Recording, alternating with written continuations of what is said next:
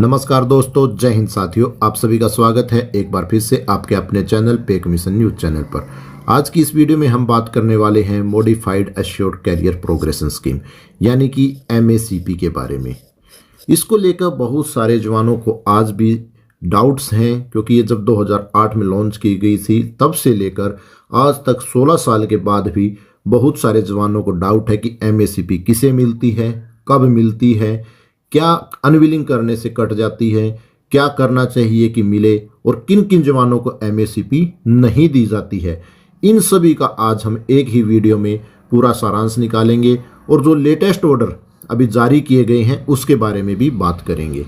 सबसे पहले आप अपनी स्क्रीन पर देख सकते हैं, यहाँ पर ACP के बारे में बताया गया है, क्योंकि MACP स्कीम आने से पहले सबसे पहले 7 अगस्त 2003 को ACP स्कीम जो थी वो लेके आई गई थी आर्मी के लिए, क्योंकि इसमें कई बार ऐसे हो जाता था कि जवान एक अपनी नौकरी करता रहता था और वो रिटायरमेंट चला जाता था, उसे एक ही रैंक पे वापस अपना पेंशन जाना होता था, उसे कोई फायदे नहीं दिए जाते थे, कोई बेनिफिट्स नहीं मिलते थे। इसी को ध्यान में रखते हुए सरकार ने 7 अगस्त 2003 को सबसे पहले ACP स्कीम को लॉन्च किया था, यानी कि assured career progression scheme ACP scheme को इंट्रोड्यूस किया गया था। इसमें मुख्यतः बात यह थी कि यह सिपाही से शुरू की जाती थी या उसके इक्विवेलेंट जो भी आते थे, यानी कि तीनों फोर्सेस में उन सबको दी जाती थी, लेकिन यह 10 साल और 20 साल सर्विस के होने के बाद जो आपको प्रमोशन नहीं मिलता था उसके अगेंस्ट में आपको दी जाती थी। यानी कि यहाँ पर क्लियर हो चुका है, एक सिपाही की 10 साल नौकरी होने के बाद उसे ACP नायक दिया जाता था। 20 साल नौकरी जो हो ही नहीं पाती थी जवान की तो उसे मिल नहीं पाता था। इस तरीके से वो अपना एक जो सिपाही नौकरी करता था वो ACP नायक लेके फौज से रिटायर्ड हो जाता था। उसके बाद इसी को मद्देनजर रखते हुए, क्योंकि वह एक ही पूरी नौकरी किया, उस सिपाही ने 17 साल नौकरी किया तो उसको एक ही ACP स्कीम मिली तो ज़्यादा फायदा नहीं मिल पाया। इसी को मद्देनजर रखते हुए इसको मॉडिफाइड किया गया और इसको modified assured career progression scheme बनाया गया। जब इसको पहली बार इंट्रोड्यूस किया गया था MACP को, वह 1 सितंबर 2008 से लागू की गई थी, यानी कि 6th पे कमीशन में इसे पहली बार इंट्रोड्यूस किया गया था। लेकिन बाद में हालांकि इसको दोबारा से रिवाइज कर दिया गया था और रिवाइज करके इसको 1 जनवरी 2006 से लागू किया गया था, लेकिन इसके बेनिफिट्स किसी को नहीं दिए गए थे। बेनिफिट्स 1 सितंबर 2008 से ही दिए गए थे। अब बात करते हैं इसके बाद फाइनेंशियल अपग्रेडेशंस। फाइनेंशियल अपग्रेडेशंस में क्या दिया गया है? 3 financial upgradation are given to the service persons. यहाँ पर अभी पहले जो 2 फाइनेंशियल अपग्रेडेशन दिए जाते थे, यहाँ पर 3 फाइनेंशियल अपग्रेडेशन दिए जाने लगे, जो कि 8 साल में, 16 साल में और 24 साल में। जैसे कि कोई जवान नौकरी करता है, उसकी 8 साल सर्विस होने के बाद सिपाही को नायक दे दिया जाता है। उसके बाद जब उसकी 16 साल नौकरी होती है तो उसको हवलदार का MACP यहाँ पर दे दिया जाता है। देन उसके बाद अगर वो 24 ईयर्स तक सर्विस करता है तो उसे यहाँ पर उसके बाद में नायब सूबेदार का उसको यहाँ पर ACP ग्रेड दे दी जाएगी। लेकिन इसके पीछे भी एक बहुत बड़ा गहरा राज है जिसको जानना बहुत ज़रूरी है।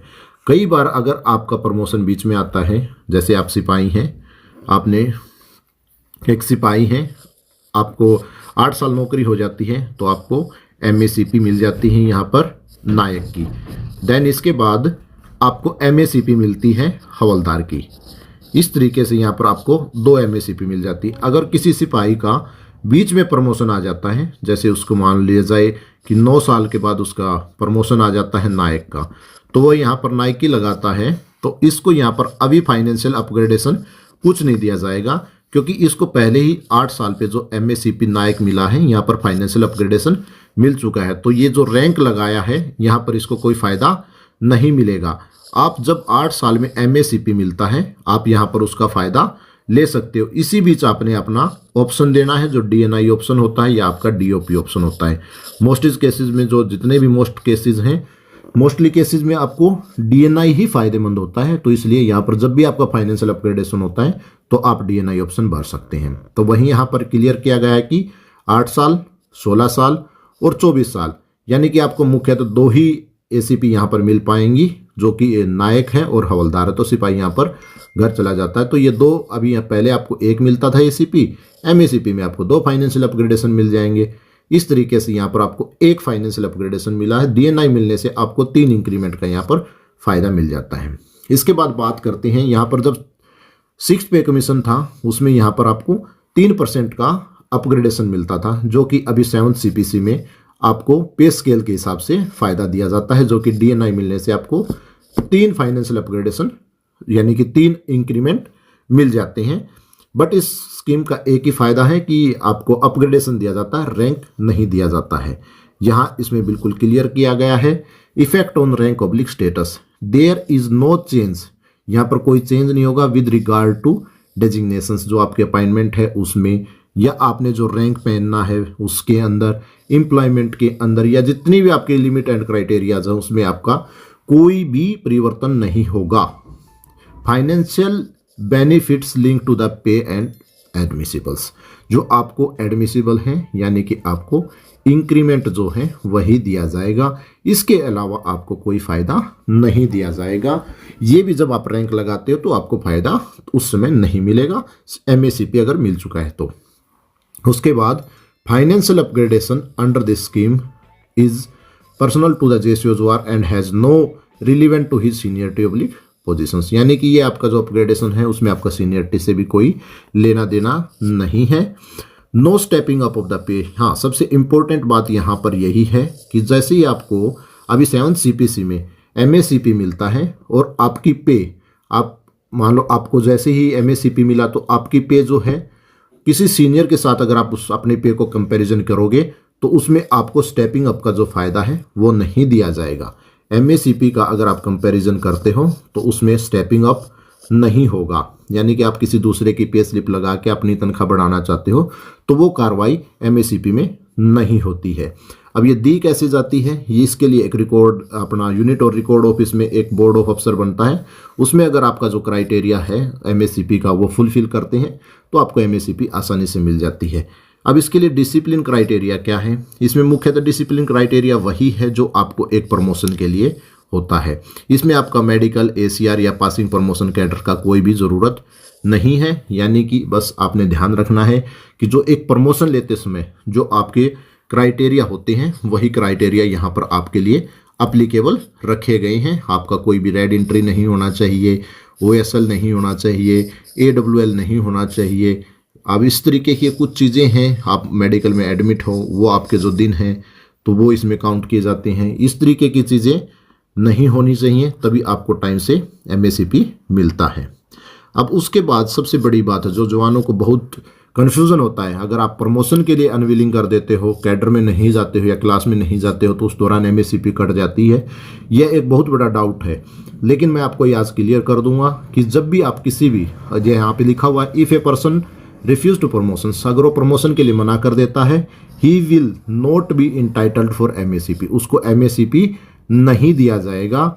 हाउएवर जबकि MACP grant earlier will not be withdrawn, यानी कि जो आपको पहले MACP मिल चुका है, जो आप ले चुके हो MACP, वह आपका नहीं काटा जाएगा, लेकिन जो आपको नेक्स्ट MACP मिलना है वो आपको नहीं दिया जाएगा।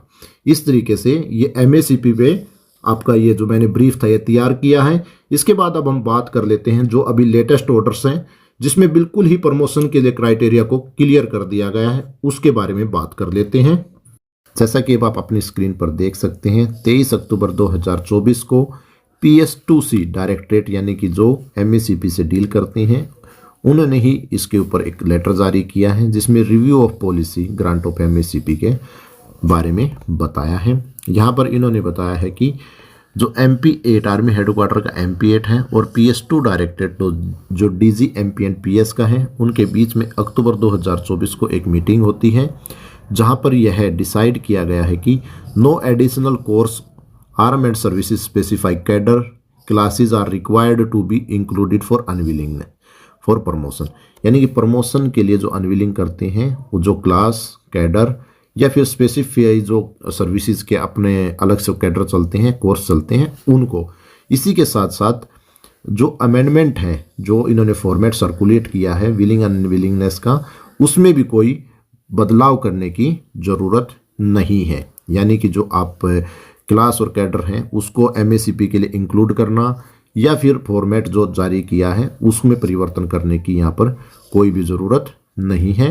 उसके बाद पैरा 3 में यहाँ क्लियर किया है कि it is further retreated that clear promotion cadre education course या फिर जो आपका स्टैंडर्ड MR वगैरह है वो जिसके लिए being unwilling for the such cadre classes is not mandatory for the requirement of grant of MACP। यानी कि जो जवान अभी किसी भी प्रमोशन कैडर के लिए या एजुकेशन कोर्स यानी कि जो आपकी क्लास वगैरह हैं उनके लिए अनविलिंग कर रहे हैं, वो ही कैडर और कोर्सेज MACP के लिए ज़रूरी नहीं है, यानी कि वो मैंडेटरी रिक्वायरमेंट नहीं है, उनको जवान अनविलिंग कर सकते हैं। उनके अनविलिंग होने पर आपकी MACP नहीं काटी जाएगी।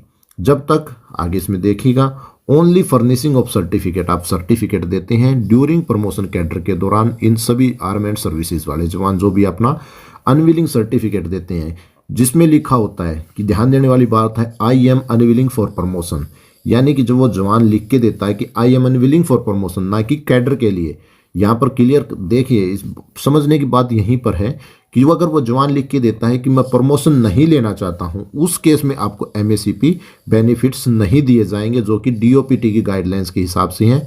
हालांकि उसमें भी अभी चंडीगढ़ जो आपका AFT चंडीगढ़ है उसमें वो विचाराधीन है। तो इस तरीके से अगर आप प्रमोशन के लिए अनविलिंग करते हैं तो उस केस में आपको नेक्स्ट जो MACP है वो नहीं दी जाएगी, जो आपको मिल चुकी है वो आपकी नहीं काटी जाएगी। इसमें आप आगे देख सकते हैं, इसमें आगे बिल्कुल क्लियर किया गया है पैरा 4 में। यहाँ पर उन्होंने क्लियर किया है कि आप ये जो कोर्स और कैडर क्लासेस में जो जवान अनविलिंग कर रहे हैं उनको आप मोटिवेट करो। ये एक कमांड फंक्शनल है, यानी कि ऑर्गेनाइजेशन को ज़रूरत है, उन्होंने CO या जो आपके ऑफिसर्स हैं वो जो कमांड फंक्शनिंग है वो जवानों को मोटिवेट करें ताकि वो क्लास और कैडर जाएं और उसे अटेंड करें, ना कि जो फ़ायदे आपको दिए जा रहे हैं गवर्नमेंट की तरफ से उसमें कुछ क्लास कैडर का या अनविलिंग डाल के मिलने वाले फ़ायदों से वंचित किया जाए। इस तरीके से आप यहाँ क्लियर देख सकते हैं। एक बार फिर से यहाँ पर जो लिखा गया है कि आप अनविलिंग करते हो किसके लिए, प्रमोशन कैडर के लिए, तभी आपको नेक्स्ट MACP नहीं दी जाएगी, यानी कि जो आपको MACP मिल चुकी है वो नहीं काटी जाएगी, चाहे आप उसके लिए कैडर को अनविलिंग करो या किसी क्लास को, आपको जो MACP मिलना है वो आपको MACP मिलेगा। इस तरीके से आशा करता हूँ यह वीडियो आपके लिए जानकारी पूर्वक रही होगी।